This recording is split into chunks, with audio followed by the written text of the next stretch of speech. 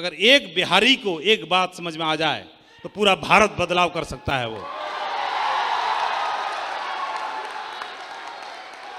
उदाहरण के तौर पर सत्येंद्र प्रसाद जी यहां खड़े हुए हैं और मेरा मकसद है, अब मैं बात समझाऊंगा सिर्फ एक को। मुझे नहीं मालूम वो कौन सी कुर्सी पर कहां बैठा हुआ है, मुझे नहीं मालूम कहां बैठा हुआ है, और अगर एक को समझ में आ गई तो बहुत बड़ा इतिहास बनेगा। ध्यान से समझना, कान लगा के पूरे, ठीक है। ये बात मेरे अपलाइन ने मुझे समझाई थी। मेरे अपलाइन ने मुझे समझाया कि माधव जी, कोई भी आदमी अपने जीवन गृहस्थ जीवन जीता है और आप भी जियोगे। मैं बोला बिल्कुल सही बोल रहे हैं आप, बिल्कुल जिएंगे।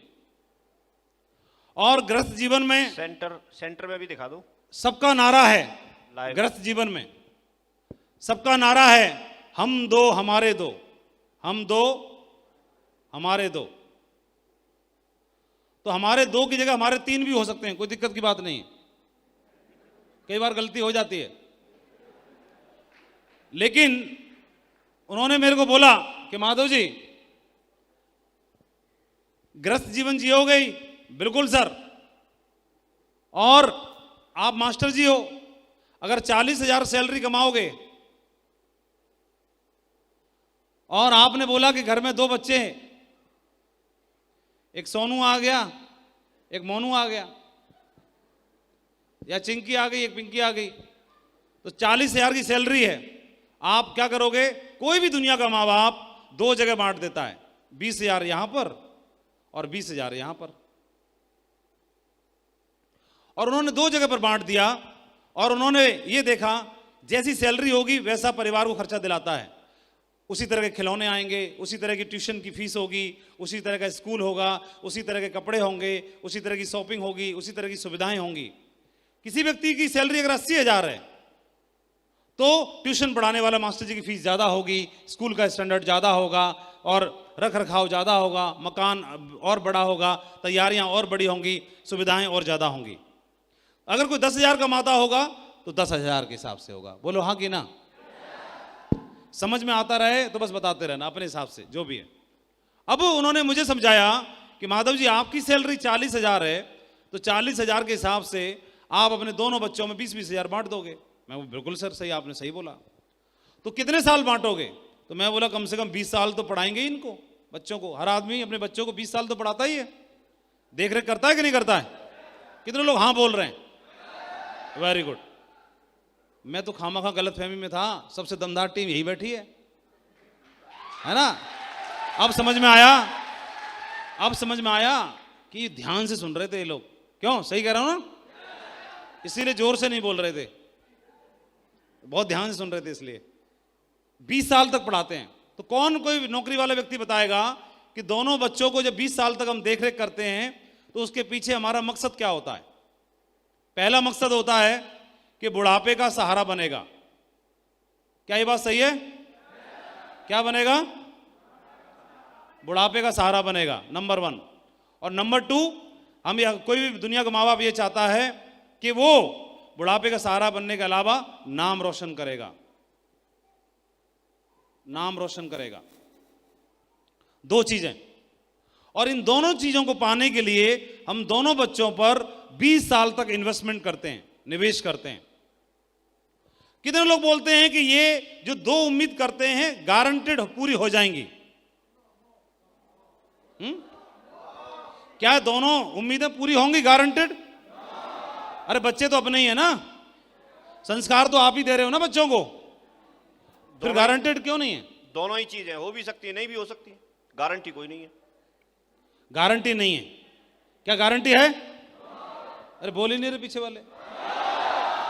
ध्यान से भी समझना है और जोर से बोलना भी है। हाँ, तो ये क्या गारंटी है दोनों चीजों की? नहीं है। हो भी सकता है और नहीं भी हो सकता। तो जहां पर गारंटी नहीं होती वो इन्वेस्टमेंट शेयर मार्केट की तरह होता है। किसकी तरह होता है? यानी बच्चों पर लगाया हुआ धन, बच्चों पर किया हुआ इन्वेस्टमेंट भी शेयर मार्केट की तरह है। लो जी देखो, ये देखो, बच्चों वाला भी इन्वेस्टमेंट कैसा है? शेयर मार्केट है। पूरा हो भी सकता है और नहीं हो सकता। तो एक जो शेयर मार्केट में, फंड्स में, म्यूचुअल फंड्स में जो पैसा लगाता है, तो उस व्यक्ति को कोई इन्वेस्टर सलाह देता है कि एश्योर्ड रिटर्न का गारंटेड वाला भी व्यवस्था करके चलो अपनी, ऐसे बताया जाता है। जो सलाहकार होते हैं निवेश वाले, वो बताते हैं कि अपना गारंटेड वाला व्यवस्था भी कर लो कुछ न कुछ। तो वो हमको उन्होंने बताया कि एक काम करो, सेप्स ऑफ बिजनेस को, अगर घर में 2 बच्चे हैं, 2 के अलावा अगर तीसरा बच्चा भी किसी के यहां हो गया, हो जाता है कि नहीं हो जाता? कईयों के यहां हुआ होगा कि नहीं हुआ होगा? कितने भाग्यशाली लोगों के यहां हो गया? ये देखो, गुड, हो गया। तो ये हो गया। तो अगर ये तीसरा वाला बच्चा आ गया, तो हमने तो 40,000 सैलरी थी, 20,000 यहां खर्च कर दी, 20,000 यहां खर्च कर दी, क्योंकि बिना प्लानिंग के हुआ, प्लानिंग थी नहीं, तो इसके लिए फाइनेंशियल प्लानिंग भी नहीं है। तो क्या बोलोगे इसको? ये बोलोगे तुम हमको माफ करो भाई, हमसे गलती हो गई, ऐसे बोलोगे? ये छोटू है। छोटू कौन है?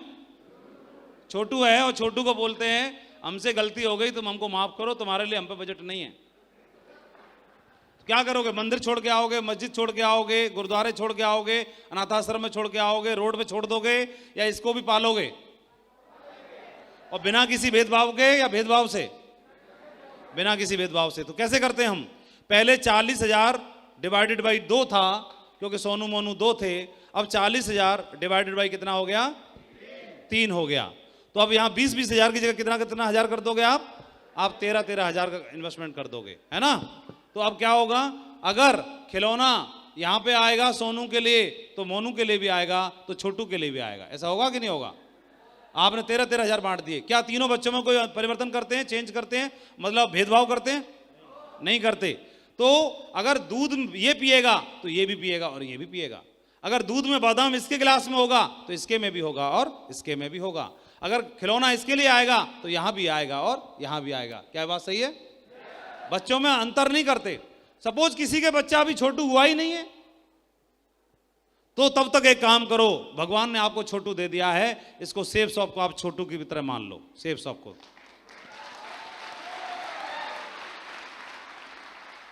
ऐसे मुझे समझाया, सेफ शॉप को छोटू की तरह मान लो, तीसरे बच्चे की तरह मान लो।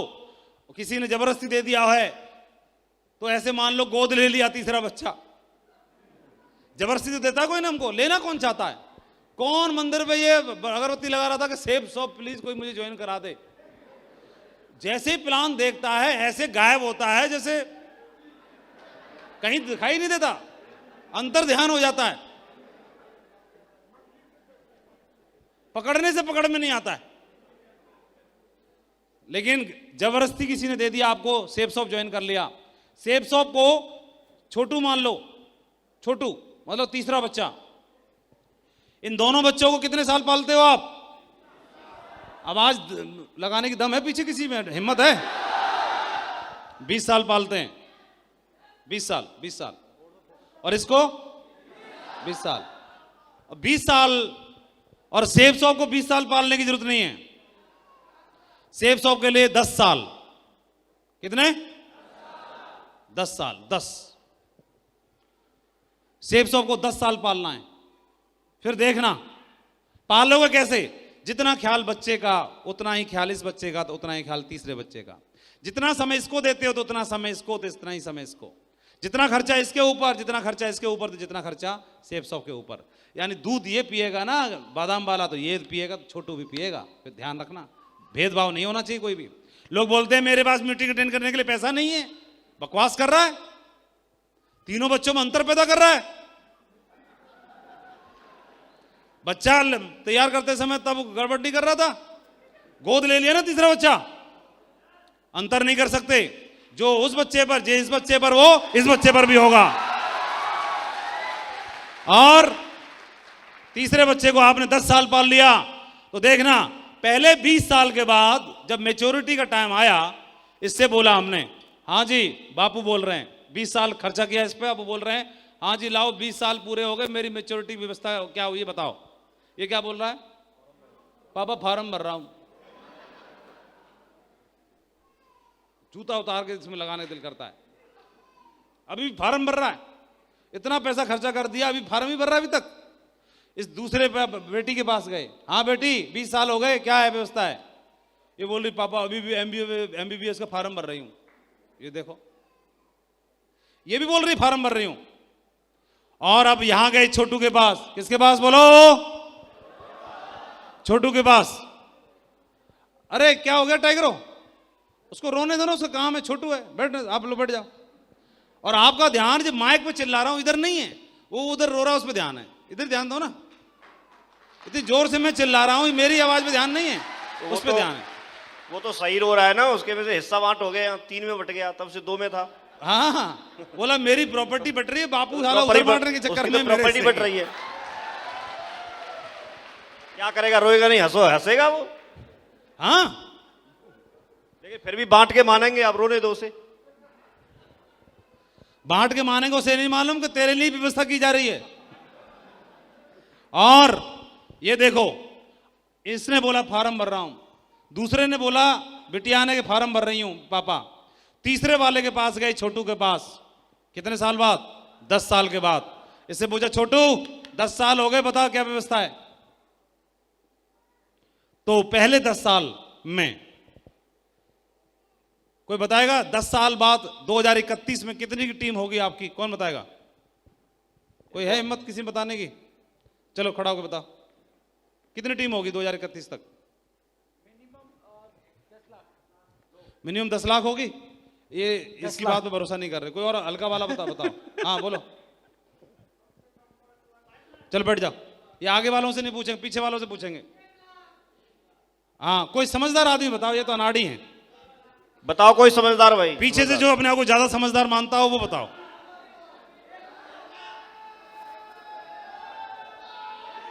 बस हो गया, रुक जाओ। 1 लाख। हाँ, ये चश्मे वाले दौड़ गया ना, ये समझदार लग रहा है मेरे को दूर से, असल में पता नहीं क्या है कि नहीं। अच्छा, 30,000 की होगी? अभी कितनी है? अभी 10 की है, इसीलिए 30,000 को एवरेज डाउन चल रहा है बेचारे का। चलो बैठ जाओ, शाबाश, बहुत बढ़िया, ग्रेट।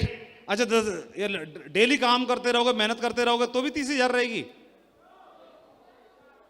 चलो, ये आज के हिसाब से सोच रहा है ना ये।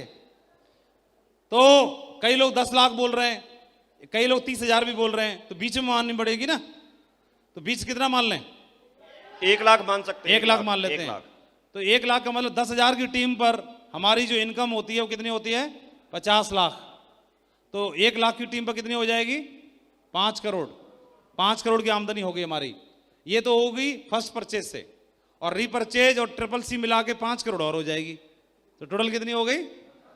+5 + 5 10 करोड़ हो जाएगी। तो 10 साल के बाद ये छोटू ने बोला कि पापा, इससे बोला कि हाँ भाई क्या है, 10 साल हो गए। ये बोलेगा पापा ये लो 10 करोड़ रुपए का पेमेंट, फिलहाल ये पकड़ो। उम्मीद क्या की थी? 2 चीजों की उम्मीद की थी, नाम रोशन करेगा और बुढ़ापे का सहारा बनेगा। तो 10 करोड़ रुपए इसने पकड़ा दिए। ये देखो, इसने बोला 10 करोड़ रुपए फिलहाल ये पकड़ो पापा, और ये दोनों दीदी को और भैया को बोल देना दुनिया के किसी भी यूनिवर्सिटी में एडमिशन ले लें, छोटू तैयार है, जिंदाबाद है।